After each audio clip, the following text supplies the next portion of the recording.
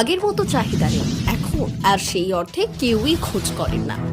তাই বিক্রেতারাও গত কয়েক বছর ধরে আর আনেন না নতুন বছরের গ্রিটিংস কার্ড। শুক্রবার জেলা সদরের বাজার ঘুরে দেখাই মিলল না গ্রিটিংস কার্ড।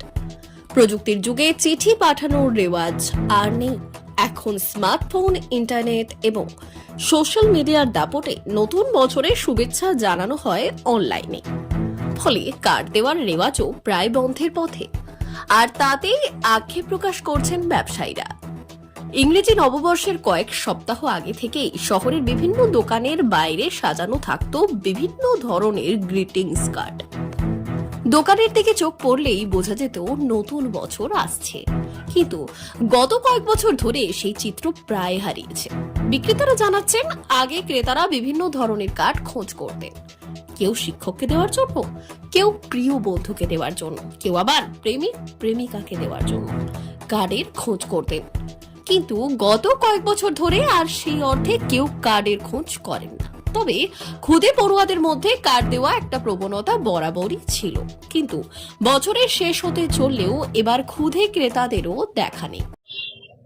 এবছর বলে নয়, বিগত কয়েক বছর থেকেই গ্রিটিংস কার্ডের চাহিদা একদমই নেই। কত বছর আগে বিক্রি করেছেন? গ্রিটিং কার্ড আমরা বিক্রি করেছি গত 8-10 বছর আগে, প্রচুর বিক্রি হতো।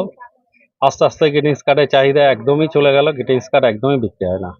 কারণ এই মোবাইলের যুগে সবাই মোবাইলেই উইশ করছে, মোবাইলেই নিউ ইয়ার জানাচ্ছে, যার জন্য গ্রিটিংস কার্ডের একদমই বিক্রি নেই। এর ফলে আমাদের যারা এর সঙ্গে যেসব ব্যবসাদার যুক্ত ছিল তারা প্রত্যেকেই ক্ষতিগ্রস্ত, আমরাও ক্ষতিগ্রস্ত। আগে আমাদের মনে আছে গ্রিটিংস কার্ড বলতে আমরা প্রচুর পরিমাণে গ্রিটিংস কার্ড নিয়ে আসতাম, এত যে আমাদেরকে দেখা যাচ্ছে চাইলে শুধু গ্রিটিংস কার্ডই থাকতো।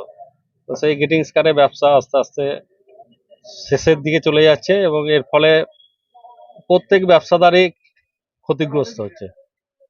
দেখা যাক আগামী দিন কি আসে। এটার যেটা ঐতিহ্য ছিল সেটাও তো আস্তে আস্তে নষ্ট হচ্ছে। হ্যাঁ, এর ঐতিহ্যটাও আস্তে আস্তে নষ্ট হয়ে যাচ্ছে। গ্রিটিংস কার্ডের যে ঐতিহ্য ছিল সেটাও আস্তে আস্তে নষ্ট হয়ে যাচ্ছে।